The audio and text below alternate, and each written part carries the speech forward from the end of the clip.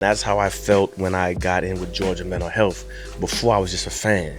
But once I plugged into the correct power source, I started operating in my purpose, and the people that I encountered, they started benefiting from me walking in my purpose. Welcome to the Most High Show, a show about recovery, spirituality, and all that. Produced, posted, and hosted by people in recovery who have strength and hope and want to share it with you. If you or someone you love is suffering, we want you to know you are not alone. This is the Most High Show. Welcome to the Most High Show, made by and for people in recovery. A show about recovery, spirituality, and being human. Our mission is to provide impactful, community-driven media that informs, empowers, and inspires positive change. Real people, real stories, real life. This is the Most High Show.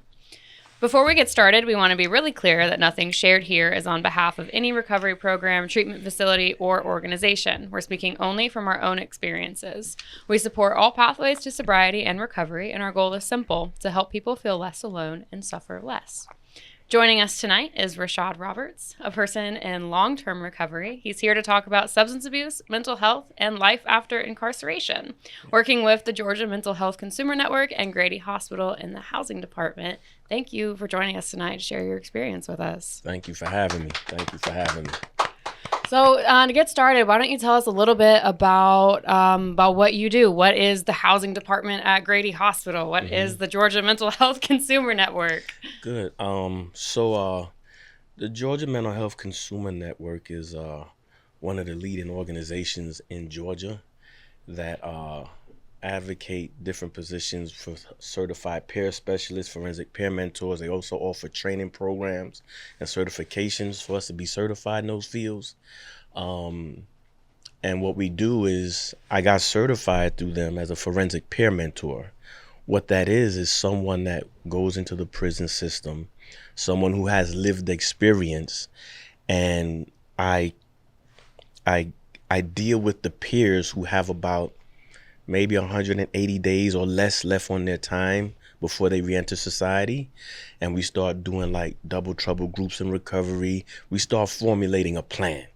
And anything that they feel they need, we support them in whatever it is they need to make that transition a successful one. So I've been with them now for about 2 years. I also work in the other department with Georgia Mental Health at the Respite Center. That's a place where people can come in off the street or even from home. If life just seems a little bit overwhelming, they can come in there for a few days and just get like a mental reset. So now with Grady, I'm in the housing department. Someone would come to Grady, they'll get an assessment. If during that assessment they find that they have a mental health diagnosis, we see if they qualify for certain vouchers through Grady. And once they qualify for the voucher, I'll be the case manager that will come out to the facility. When it's time to renew your lease, I'll walk you through the steps. If something's going wrong with the unit, if you need me to advocate between you and the landlord or you and the leasing office, I'll be that person there to help you and kind of support you in whatever it is you think you need. Oh, well, so it sounds like you're really there to just hold someone's hand while they navigate life, like in the way of like people like, oh, I never got the instruction manual. You're the instruction manual. So to speak, yeah. That's really cool, though, like for someone to be able to have someone, like if they're having issues with like their landlord and they don't know what to do, to have someone that they can call and advocate for them. Because I know that's like... I think that's just a struggle that people face a lot that isn't necessarily talked about so much, as opposed to just like, oh yeah, landlords just suck. You know, here, I'll talk to him for you. I got this. I wish I would have known you when I got sober, because I mean, they're just like, yeah, it's going to be all these fees to break your lease, take it or leave it. And I tried to, be like, oh, well, I'm in treatment and maybe this. They're like, no. So I currently owe them $4,000. So if you have any advice or a job, I would say pay them folks their money. I was hoping you'd say something else. No, they actually owe you $4,000. Yeah. Oh man. Yeah, I gotta pay them. Thank you. Yeah. So tell us a little bit too about like a brief overview of your history and how you landed working in such like an advocacy role. Okay, so uh wow. So, early on in life, I believe I was raised in what would be a quote unquote normal household. I had a family member or two that was involved and had issues with substance abuse. And then, in spite of the upbringing that my mom gave me, who laid the groundwork for a right course, I still chose to venture the other way. And in venturing the other way, I encountered a whole series of people who didn't really know how to deal with their emotions other than to self-medicate. So I started doing that at a young age as a teenager, and just spiraling out of control, going to jail, ending up in group homes, uh, family members helping you, you're breaking their trust, they putting you out, and it just kind of laid the groundwork for me to keep medicating and not really dealing with what the issue is that I was having at the time. So this one particular time I had got locked up, I was in Rikers Island, and they did an assessment there. And this would be my first time really sharing this on a platform like this, because I really didn't want to claim that. I was diagnosed with MDD. That's major depression disorder. And when they told me that, it kind of registered and made sense as to why I would act the way I would act and respond to certain things. But I really still didn't want to hold that label, so to speak. So stayed in jail for a while, got out, and just kept continuing on this downward spiral with the wrong crowd and not addressing the mental health. So my substance abuse got worse. It graduated from just alcohol to marijuana. Now I'm using powder cocaine. And that's when I really started seeing, I think you might have a problem here. And I thought that if I could just go somewhere and get clean for a few months, then I'll be okay. I could come back out and use like normal people. I should be able to have a drink, happy hour, and go home and be fine. And I've tried and researched that avenue for so long, and it just never worked out for me. And long story short, I ended up here in Georgia, and I went to this treatment program called Trinity House. And it was ran by a gentleman named MZ Tate. But by the time I got there, my case manager, his name was Brother Ali. And it was a very Afrocentric, militant type program. You had to sit with your hand in a diamond. You had to come down at a certain time. And I'm like, man, I don't know if I wanna do this right here. But I stayed with it. And I started taking the suggestions that I didn't take before. And while I was there, I got involved with the program. Of course, a lot of people know about Alcoholics Anonymous, Narcotics Anonymous. And someone heard me share my story. And they said, you would make a good forensic peer mentor. And I'm like, well, what the heck is that? So they said, it's someone that goes into prisons, they do this and that. And I said, well, the state's not going to hire me. I have a record. And they was like, well, that's good because you need a record to qualify for the job. So I was like, ooh, here goes my resume. Here it is.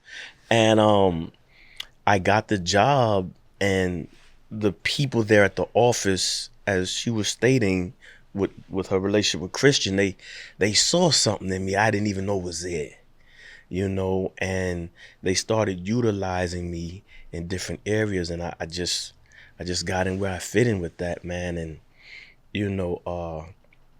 I try to, I'm not like this mental health guru or anything, but I do know sometimes the people I've encountered, they would think that mental health is just oh, as long as you're not depressed, you're good, or you're supposed to be happy all the time, supposed to be positive vibes all the time. And that's not really real. I can be sad and still be mentally stable. I can be depressed and still be mentally healthy. What it is for me is functioning and learning how to function while I'm going through those emotions without sabotaging the job, without sabotaging relationships. So mental health is taking care of yourself, like showing up for your commitments, keeping your word, being trustworthy, eating healthy, intentionally, just doing things that you're supposed to show up for. To me, that's taking care of mental health. Well, I like what you said about the self-medicating portion of it, especially when you were young. And so when you were growing up, was mental health even a discussion at the table, or was it just like, we don't talk about that, just figure it out on your own? It wasn't a discussion, but I had a cousin who lives with mental health, and my experience with him was kind of like, oh, you're crazy. You know what I'm saying? I need to stay away from you. And it kind of casted like a dark cloud over him, so to speak. Not saying he's a bad person, but because of the stigma. Oh, he has oh no, I don't want to, So it wasn't really something we talked about. You might see it, but it wasn't like a discussion. It was something kind of just like, so. I talked to my mom about that this week. She was born and raised in the Dominican Republic, and she's like, I was asking her about, what was it like? How was alcohol treated? Did you ever witness addiction? All that kind of stuff. And she's like, if people were drunk, she goes, first of all, it was men. She goes, we would just call them borrachos, and everything is so secret and hush hush.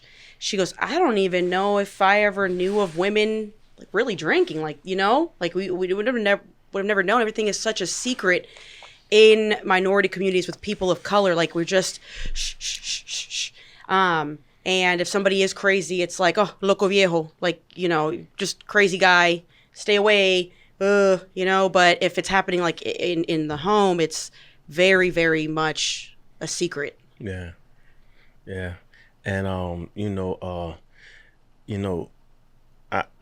I shared this one time before. You hear the term of, oh well, this is someone who lives with mental health, or this is someone who has a mental health. I like to use the phrase that mental health lives with me. You know what I'm saying? I am the landlord, the property owner. I hold the deed and title to this piece of real estate called my mind. So at any given time, as long as I'm nurturing that, then I have control and say-so of what goes on in my life, and not a diagnosis someone gave me. So I was a part of this art show a while back that was, I think it was called Words Are Hard. Yes. And it was about mental health advocacy through creative expression. Okay. And I remember the guy leading the discussion, he opened by saying, who in here has mental health? And a few of us raised our hands, some people didn't. And he was like, well, if your hand's not raised, you're wrong. He said, everyone has mental health. It's like, it's just a matter of, are you mentally healthy, or are you mentally sick? Like, are you unwell, right? And so when you have a diagnosis, that can be viewed more as, okay, your mental health is more on the sick side. Versus if you don't have a diagnosis, it might be more balanced. Not to say if you don't have a diagnosis, it can't get off kilter, can't get off balance. But I liked what you were saying about, being in charge of this real estate of your mind. It's like, if you nurture it, you'll be well. And it's just depending on, everyone's real estate looks different. And so it's like, if you live in an apartment, you don't have to mow the lawn, right? But if you live in a house, you need to mow the lawn. Yes. So if you're someone that deals with depression on a daily basis, your toolkit of getting ready for the day each day might look different as opposed to somebody who doesn't deal with depression. Correct. Or someone who deals with anxiety. Different Absolutely set of tools. correct. You don't want to bring a lawnmower to the apartment. What's it going to do? Yeah. It's just going to probably fuck shit up. But that nurturing, through, how you speak to yourself, how you speak about yourself, the food, being intentional about what you're eating, what you're doing, how you're acting, showing up in the world. I think that's all important, regardless of if there's a word on a sheet of paper that defines your list of symptoms. So coming from a background where it's just not something that was talked about to now being an advocate in this, I was going to call it a realm, but that feels way too out there. In this space, an advocate in this space. Was there an adjustment with your peers or your family of going from, no, we don't talk about this, to you're like, no, we do talk about it and I advocate for it? I wouldn't say there was an intentional conversation. It just showed up in the way I started living, especially when I was working at the prison, because when I first got there, once again, this being in the field as a worker is new to me, so now I'm like, wow, what am I going to do? What am I going to say? How am I going to do this and that? And once again, as you said, going from a place where it's not really talked about to now you're talking about it, to be honest, just working for the Georgia Mental Health Consumer Network, the staff there is like they guide you through that. They don't just throw you out there and leave you to the wolves. They kind of guide you through that. And then the encounters that I had with the peers, when we started having the conversations, it started to not just help them, it was helping me too. And then when you hear them give you the feedback and say, man, I'm glad you're working here, because if you wasn't here, I don't know who I would have talked to. Okay, so we're getting somewhere. We're doing something. And it's just a weird feeling. I can't put it in words as to what exact place and time the shift happened. I just know as I was working or walking in my purpose, it happened. To give an example of how it happened, it's like a fan, right? You have a fan, you buy it out the store, it's in a box, you take it out and you put it in the room.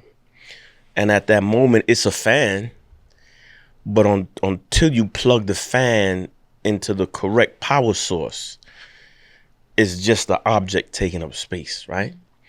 And that's how I was.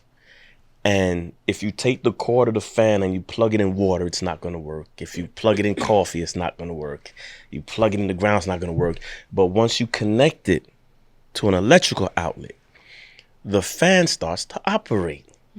And then once the fan operates, everyone in the room benefits from its purpose. And that's how I felt when I got in with Georgia Mental Health. Before, I was just a fan. But once I plugged into the correct power source, I started operating in my purpose, and the people that I encountered, they started benefiting from me walking in my purpose. And that's pretty much how it just went for me. I love that analogy so much. Yeah, me too. No notes. Perfectly said. Yeah. All right, we're done. Yeah, that's a wrap. All right. Somebody write that down. Write that down. Yeah, jot that down. Yeah. Save it for later. Post it. But no, that's I think that's a really powerful way to put it. Because what I was thinking while you were saying, if you're like a box fan, right, it has to go into an electrical source. But if you're a plant, you do need to have the soil and the water, but not coffee necessarily, or, and you don't want the electrical outlet for if you're trying to grow a flower, so it's like, that also helps too with the comparison. It's like, oh, well, he plugged in over there and now everything's going well, but every time I go over there, like nothing's happening. And it's like, yeah, because you're a houseplant. Yeah, exactly. You got to find your power source. Yeah. Wow, that was very beautiful. Yeah. Got me off track now.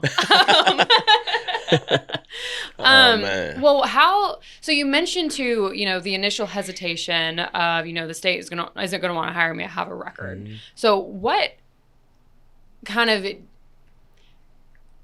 when there was a shift of, okay, I'm undesirable because of my record versus, okay, now I'm desired because of my record, like the same thing that made me undesirable is now making me desirable. How did that change at all how you viewed yourself and your story? Oh man, yeah. It brought back to mind. I remember I was in Miami, and I had this therapist. It was an older white guy, and he would still talk to me even though I was in active addiction. He would still schedule me to come see him, and he says, listen, if you could just stay clean long enough, I have a strong feeling you're gonna help a wide audience of people that I won't be able to reach. And I laughed at it at the time. I was like, yeah, whatever. And when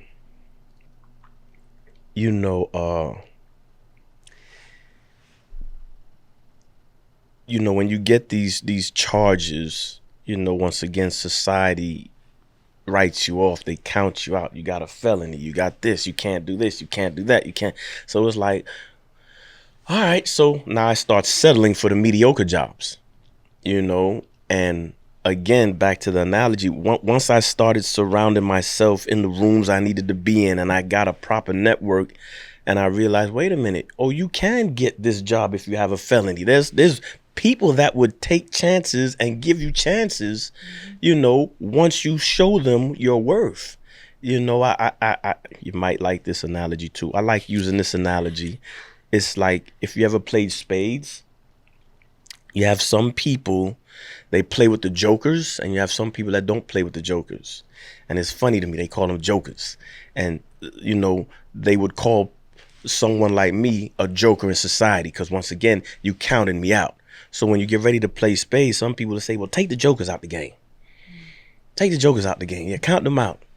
And then when you have the people that utilizes the jokers, you can almost tell who has a joke in the hand because the minute you get it, you smile like, oh man. So when you do count the jokers in, not only am I in the game, but I trump all the other cards in your hand.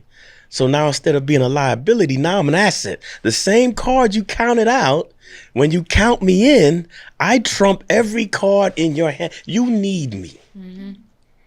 So yeah, man, it's a beautiful transformation, and it's just amazing what one can accomplish when you set your mind to it and you have a foundation and a network of people that genuinely care about you and want to see you win. Mm-hmm. Yeah, I did like that analogy too. Wow, that analogy was awesome. No, that is, settling for the mediocre jobs and then being in the rooms you needed to be in. My parents, they've always been a second chance employer. Neither of my parents are second chancers themselves. It's just always something like that they've believed in. And so growing up, I was just always exposed to that environment of, no, these aren't jokers of society. Like, these are real people, and real people make mistakes, and some people's mistakes are more documented than other people's mistakes. Yeah. And I like that. And unfortunately, that gets in the way of, especially like finding places to live, finding places to work. And I don't know if the space is actually changing, or if it's just because I'm in that room of second chance employment where I'm like, wow, look at all these second chance employers. So if it is actually changing, that's incredible. But, it is, we shouldn't be defined by our pasts, because we've all made mistakes, especially, in rooms like where we are right now. And I'm sure most of our listeners were very familiar with messing up to an extreme extent. But someone believed in us along the way. I'm telling you. Well, I wanted to add that, it's also looking inward and having a willingness and accepting yourself and being able to be honest. There you because go. I remember I was afraid of getting a job because I'm like, I have a gap in my employment. I have this gap. How am I supposed to explain that when I'm, to someone looking for a job? And then I had a little bit of seasoning on my background, if you know what I mean. And so I remember going into a job interview, and this woman that I met in the rooms was like, just go in there, tell them you still currently work at this place. Don't mention the gap, and just bring up the background thing. But paint it this way. And I felt so uncomfortable, but I was like, I'm going to just trust what she's saying. And I went in there and I lied. And it just ended up spiraling so out of control. And I didn't get that job. It turned into like a whole, Sarah knows, it was like a whole shit show. And I was like, you know what? I don't have to say, hi, yeah, nice to meet you, I'm Josie. I have raging alcoholism. I had to go to treat. So but what I did was I went into a job interview and I said, I quit blank employer back in February, and I've had this gap because I moved from Norcross back to Lawrenceville. I had some changes take place in my life, and I needed a reset. So I have a gap in my employment because of that. And during my reset, I made a mistake. I take full ownership. I made a stupid decision. I did this thing. I'm doing this diversion program, whatever it's called. And not just one place hired me. Another place hired me, and I had another job offer. And it was just because I was like, this is who I am.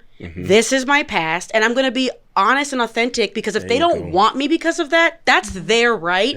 But at least I feel good about myself. Because let me tell you, I did not feel good about that whole situation of me lying. It was just yucky. Well, too, like that mindset comes from we don't talk about this. And so it's like, we're still actively encouraged by people to lie about certain things. Like, oh, well, don't tell them about your past. Like, well, like maybe they won't find out. Like, most places don't actually run the background check. So don't tell them that they're going to find anything. Like, don't check that box that you're a felon, because what if they don't have to find out, and then, but it's still a gamble of, if you are upfront and honest, it's like, yeah, maybe that opportunity shuts the door right in front of you because of that. That's good you were honest, but hopefully the next place will be more accepting of it. But it's still I guess like that personal integrity of, do you feel shitty lying about it, or do you feel shitty not getting it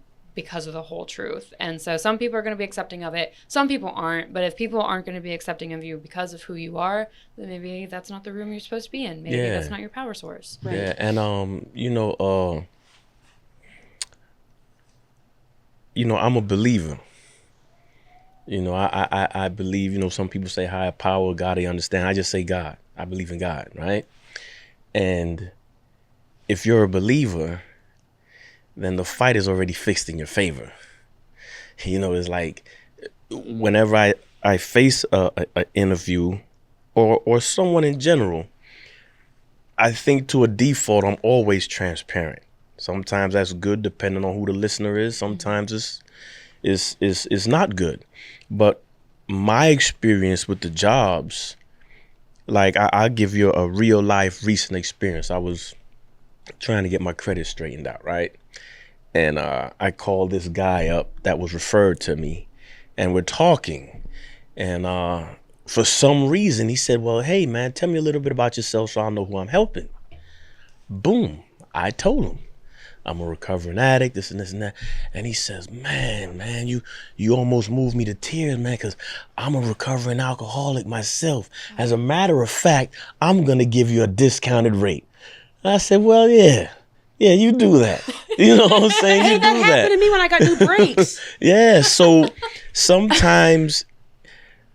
Not new brakes. If you new battery. If you just, and you don't have to do it all the time, but in certain arenas, like you want to let people know who it is they're dealing with. And if that's where you're supposed to be, that's where you're going to be. Yeah. Like I work with my parents, and there's clients that we have that some of them know I'm in recovery and some of them don't. And recently I had an experience where one of them called me specifically, like it was work related why she was calling, and we were on the phone for a while because she was sharing with me something that her family just recently went through with addiction and overdose, and the person's okay now, like they were able to reverse it and everything, but she was on the phone with me just like scared. She was so worried about her family member. And in this conversation, I was like, does she know I'm in recovery? recovery? Like, have we had this conversation? And so I asked her point blank, and she was like, yeah, no, I know, so I'm telling you this stuff. I'm like, okay, cool. I'm like, well, if you need to give my phone number to anyone else in your family, like, let me know. I've been on both sides of this, but it's like, that wouldn't have happened if I didn't get honest with her about who I am at one point or another. I'm not saying she called in. I was like, hey, this is Sarah. I'm an alcoholic, and thank you for calling this company. Right. It's like we established that rapport and that relationship. Because there's definitely times where it's like not everybody needs to know everything. Exactly. But we know, it's like withholding is different than, having there's a time and a place. Time and place. There's For a time everything. and a place. For everything. Yeah, I usually I've gotten good at being able to like read, depending on how the person says something or whatnot. But like with me buying my battery, I was on the phone with a friend, and I was like, yeah, after I get this battery, I'm gonna get some stuff for this game night. And the cashier was like, oh, game night? Like, what do what are you playing? What are you drinking? I was like, no, none of us drink. He was like, oh. I'm like, it's a sober game night. He's like, well, why? And I said, okay, well, we're a group of alcoholics. People are still asking why in 2026. Like, what? Yeah. Yeah, he's like, well, is there a That's crazy. reason? I was like, yeah, we're all alcoholics. We're all pregnant. He was like, oh my gosh, you are? He's like, one time I went to AA. Yeah, it's not for me. Like, they're fucked up. I'm sure you're fine. Blah, blah, blah. And he gave me an employee discount. But it's like, it's just, I don't even know where I was going with that story. But anyway, it was just like, they're all fucked up, but I'm sure you're fine. It's he's like, oh yeah, it's just interesting how it'll come up. But, it is time and place. Yeah. I'll never see him again. So I love like meeting people in the wild where it's like they give those signs. I'm like, hey, like, are you a friend of Bill? And they go, oh no, I did those recovery classes for court. I'm like, oh, heard, okay, sick. I'm glad you're doing okay. But yeah, it is, depending on you, because you don't know who you're going to impact just by being who you are. Because like even something, in the addiction area, if you're honest about, like, I'm an addict in recovery, that can, help somebody who might be an addict suffering in silence. Or, if you're, in body positivity, if you're, at the gym wearing the little shirt anyway, even if you feel insecure about it, maybe that's helping another girl who's wearing a little shirt and she feels insecure about it too. Definitely. It's like just being who you are and being true to you can help somebody in ways that you may never know, ways that you're not aware of in the moment, ways that you may actually be made aware of later. But I think the most powerful asset we have is just ourselves and our stories. There you go. And so the asset you have, I'm really excited to talk about the incarceration stuff. Okay. Not that you were incarcerated, but that the advocacy work that you do because of it and the people you're able to help because of that. And so are you still working as a forensic peer mentor, or has that kind of shifted roles a little bit now? It just recently shifted roles. When I was working there, one of the most sad parts of being there is I'm a forensic peer mentor, but I share an office with counselors. These are mental health counselors, right? And a lot of them are women, and we had one older guy. And, they would encourage us that when we go down to the dorms to go in a group, or at least two, don't go by yourself. So I would go down there and I would see how the counselors would kind of interact. They call them inmates, we call them peers. So I would see how they interact with the peers. And, we'll have these staff meetings, and I would say to them, listen, a lot of you have never been incarcerated. So if someone you're talking to, if a peer you're talking to asks you for something or needs something, you don't want to just brush it off and say, oh, I'll get to it Friday, or you're their only lifeline. They need you, like there was peers that I've encountered that would tell me, man, I don't even know who my mental health counselor is. How is that possible? How long have you been here? 6 months. There's no way you should be there 6 months and not know who your mental health counselor is. Right. So when I showed up as the forensic peer mentor, I'm not your counselor, but they were very happy to see me, to the point where one of them said, I can tell you've been locked up before. And I'm like, well, how could you tell? Well, just by the way you walk around here and you carry yourself and the way you talk to us, because a lot of times, prison is big on respect. And sometimes the counselors will get caught up in this back and forth dialogue to where now you're talking down. And then you wonder why the peers react to you the way they do. They're throwing urine bottles at you, feces at because they have a slot to where you have to open the slot to talk to them. And once they identify who's out in that slot and they don't like you, there's no telling what's coming out of that slot. Poop? So anything. So for me, I was always big on making them feel like a person. And I always let them know I was once on that side of the door, and there is life after you get out of here. Like, this is not the end of the road for a lot of you. Mm-hmm. Everything that you do between now and reentry to society, your outcomes is just based on the decisions you start to make. Mm-hmm. So you could start making life work for you while you're in here and have a good track record of making good decisions by the time you get out of here. Because if you're still making bad decisions up until the time you leave, then you're going to almost set yourself up to come back. So, working in the prison system, it was a eye-opener. And it was also a reminder for me that, hey, if you're not careful, if you don't nurture yourself, you're just a decision away from ending back up in here. So, just being there was an experience in itself. And it just gave me a constant reminder of there's some people there that need some hope. So because they used to ask me, sometimes I'll come in a suit, sometimes I'll come dressed like this, sometimes I'll have my jewelry out, and they were like, oh man, Mr. Roberts clean, boy, I want to look like him when I get out of here. And I'd be like, you can, if you make the right decisions. And when you get out of here, you need to stay out, because there's some people waiting on you. Matter of fact, you're waiting on you. There's a version of you haven't met yet that's waiting on you. But you can only meet that person based on the series of decisions you make. And that starts while you're here. You don't wait till you get out to start making those decisions. So I tell my oldest son's dad, he's currently incarcerated. Mm-hmm. He's in prison in Oregon. And I tell him that whenever he calls, I'm like, he's been in there for 4.5 years. He gets out next year. And I'm like, you've got to start now. You should be doing these things so that when you get out, it's not as difficult of a transition. But he'll be like, oh, when I get out, like when this, when that. And he's an addict.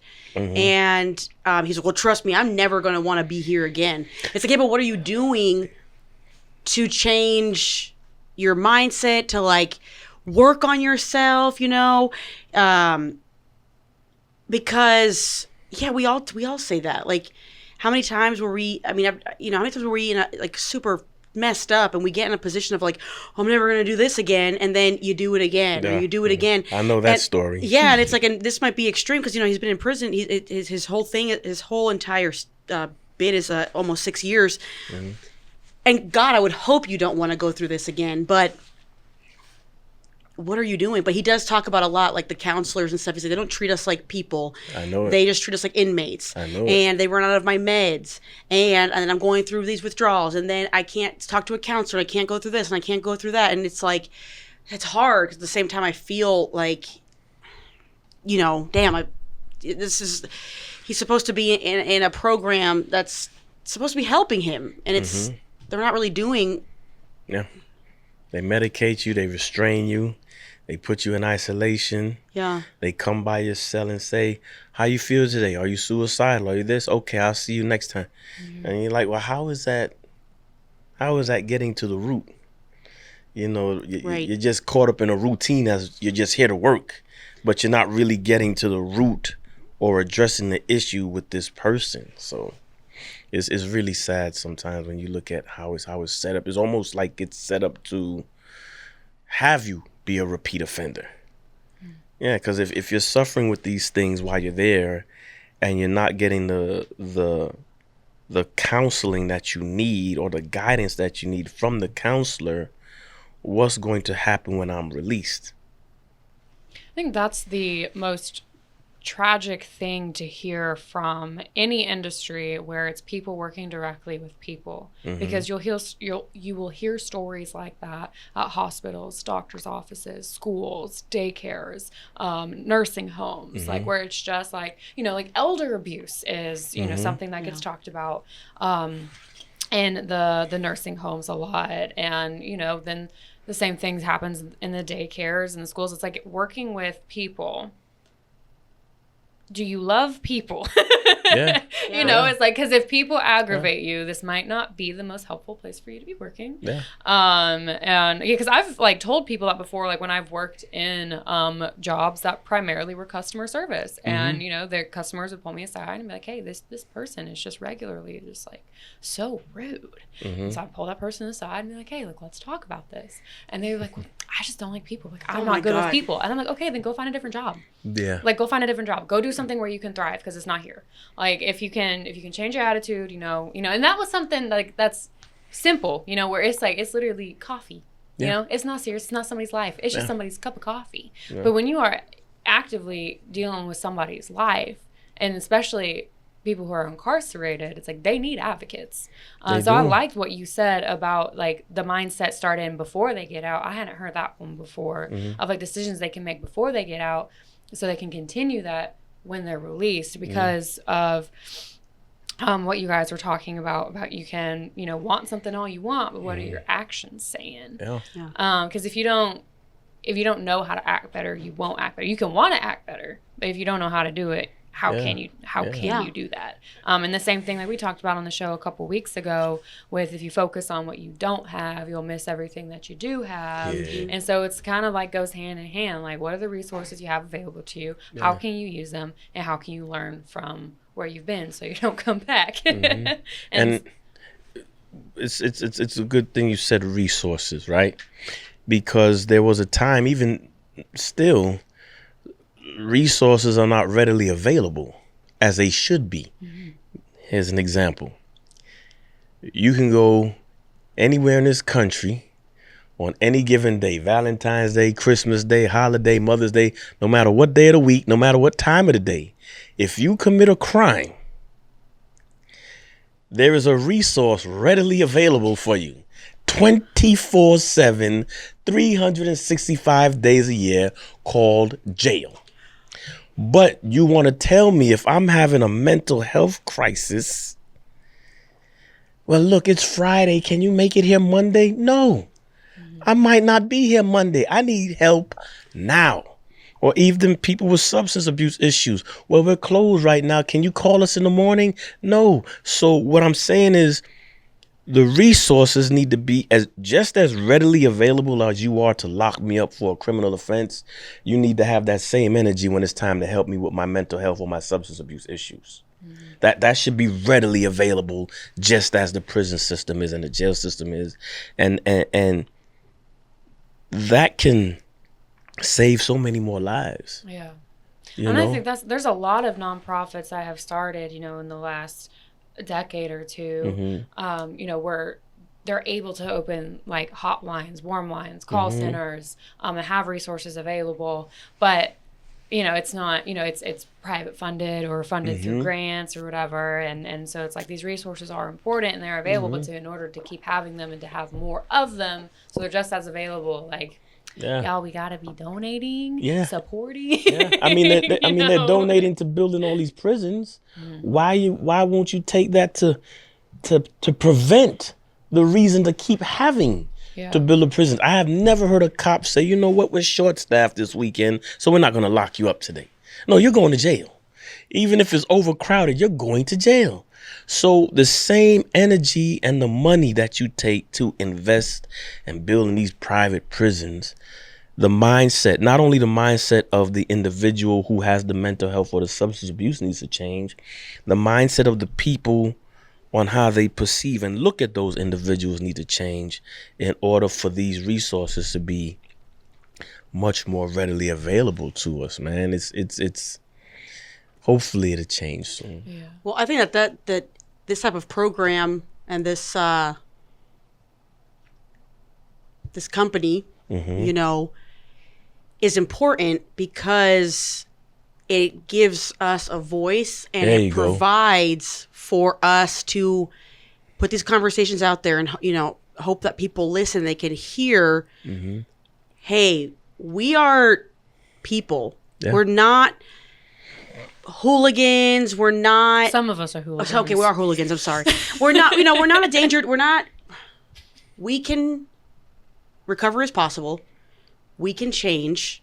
And like, you know, I was doing research about opening sober living, and I was talking to someone and they said, well, there's like all these zoning laws. Yeah. And I didn't even know. I was like, what is that? And I started reading. And it's like a wiggle, correct me if I'm wrong, but it's like to wiggle around the Fair Housing Act, which is supposed to help people with disabilities and whatnot, which having addiction and mental health falls under, like alcoholism falls under disability.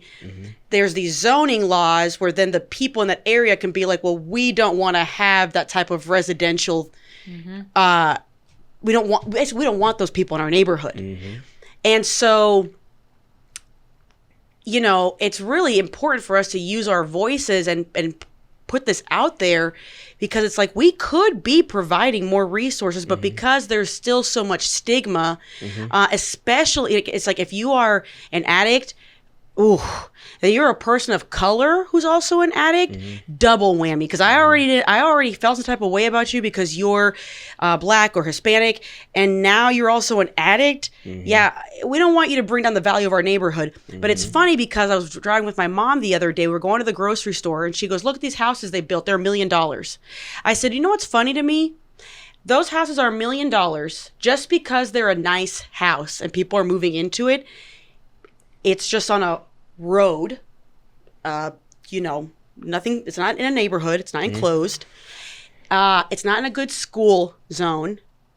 It's there's no value besides how nice the house is. There's no other value for it to be $1 million. But you're gonna plop that there, and people are okay with that and investing and putting money just for. Do you see what I'm saying? It's like, what? What? So you want to come into like this area and build $1 million house? You're sticking out like a sore thumb in this community that could use a house to help others, but we put that there instead.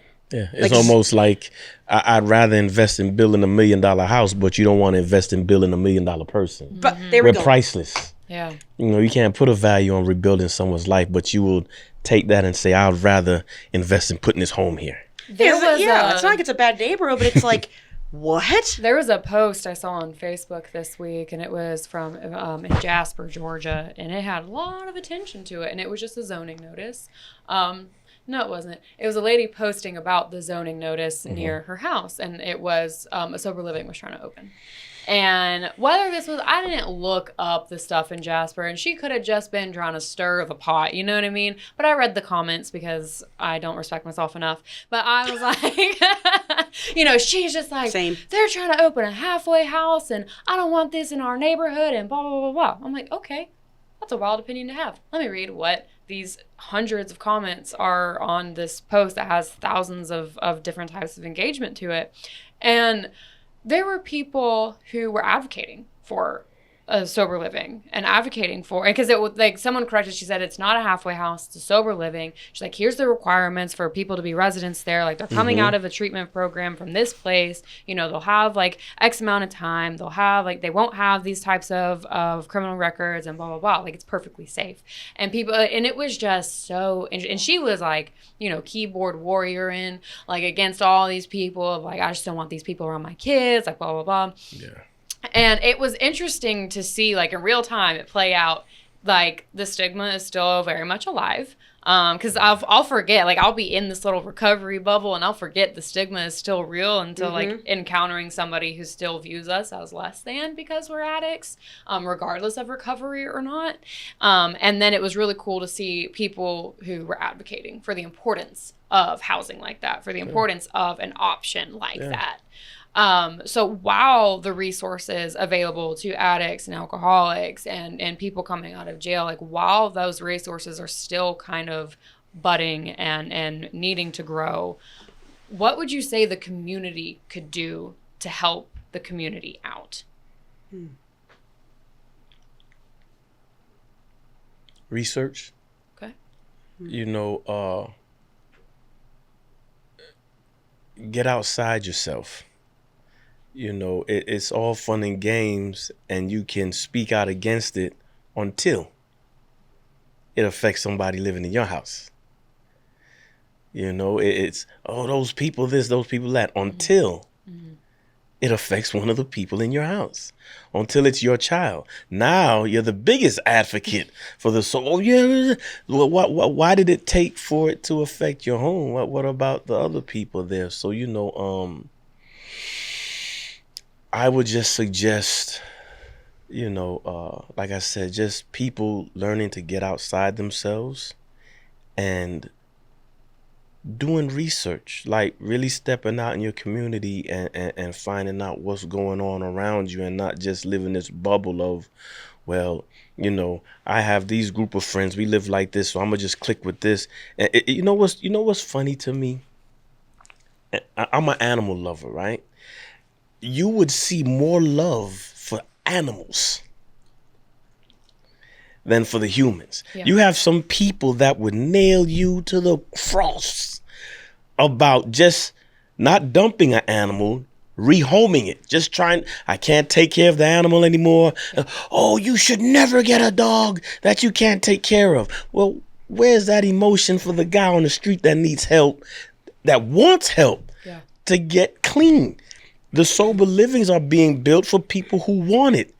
But now that you're seeing the people want help and they're building these resources from to get the help, you're advocating against that? Like that doesn't make sense. So, again, just, people would just really have to get outside themselves and look at ways to uplift the community in itself, because when you uplift the community, you uplift yourself too. Don't just wait for it to hit home to want to do something about it. Yeah, well, that's a really good point. And I love that you brought up the animals too, because people are very quick to, animals can do no wrong, but I had to rehome a couple of cats when I was drinking, and I was like, because I couldn't afford to take care of them the way they deserve to be taken care of. Trust me, I know the feeling.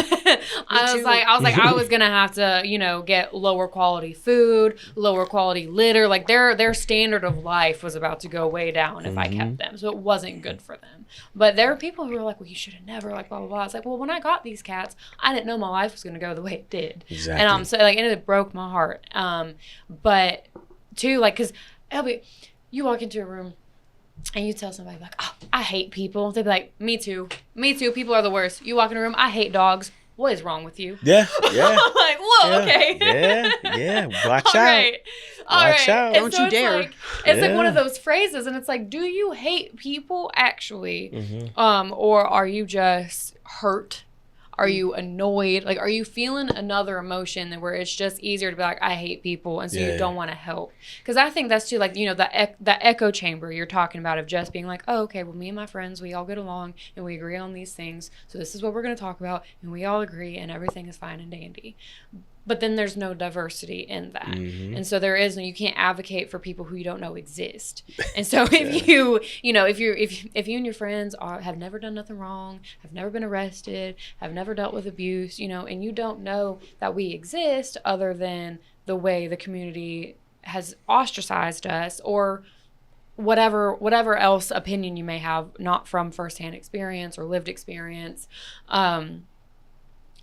you can't help. If they're in your community, what are you doing with your community outside of your echo chamber? And so that's why I think, like, what I love about what we do here with the podcast and everything is getting to meet people from all sorts of walks of life and hearing about perspectives and stories that I didn't know that was a path, that was an option for people to take. And be like, Yeah. oh, wow, I never went down that path. What's your experience been like? Wow, I never experienced something like that. What was your experience like getting help? Because then you hear like what the stumbling blocks are from all different types of way. And it's just that reminder of just to be kind.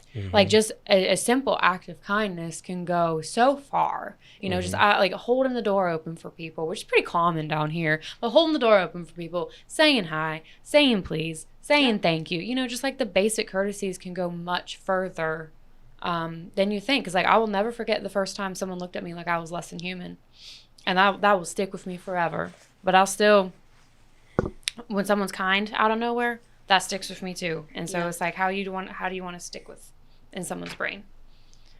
But yeah, so how else could the community be advocating for the people around them?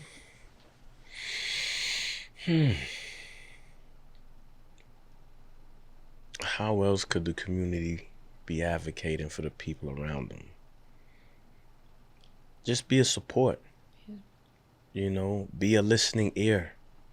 Be open-minded, you know, and once again, be willing to accept somebody's perspective of what they're going through in life and how they're dealing with life, and see what ways you can do to help them. It doesn't always have to be something financial. Yeah. You know, so yeah, that's all I really got on that part about what they can do. You know, just once again being an open in ear, open in mind, and just looking intentionally for ways to help someone that may be a little different from you, or because we all have vices, we all have issues. So don't crucify me because mine looks a little different from yours. You know, we should all be able to, or be willing to, help one another, no matter what the situation is. And once again, if it's not financially, you just might have an idea. You might know someone. You might be able to, well, look, you can go this way. I know this place. Just have a willing and opening mind and heart, man. Yeah.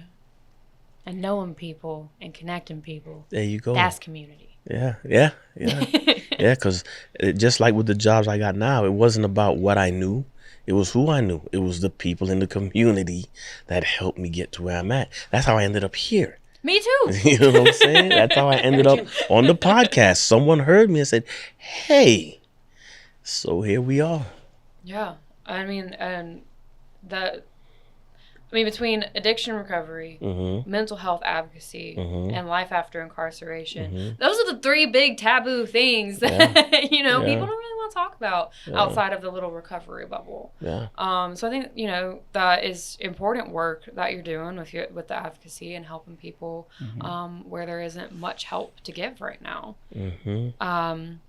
As we come in for a close, is there anything that we didn't touch on that you wish we did, or something you want to leave the audience with?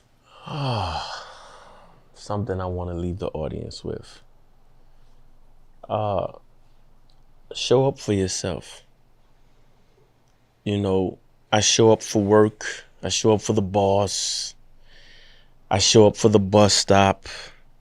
But for some reason, when it's time to show up for the gym, I'll hit the snooze button. When it's time to show up for things that I know I need to take care of, I'll procrastinate. So make it this time to be just as intentional. Show up for yourself for once.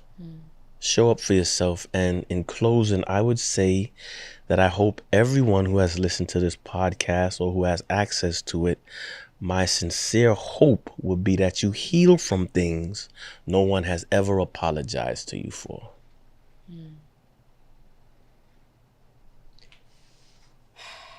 Wow, that was beautiful. Seriously. Rashaad, where can people find you if they want to connect? I don't want you to find me. No, I'm just playing. Oh, God. You're like, I'm here for you. That is a wild way to ask it. I ask everybody like that. I know. It is entertaining every time. You Give want us to your find address. me, you can reach me by email. It's Rashaad, AAD as in dog, Newman, NEWMAN 193 at gmail.com. Awesome. Thank you so much. And thank you to everyone who tuned in. Thank you to our donors and our sponsors.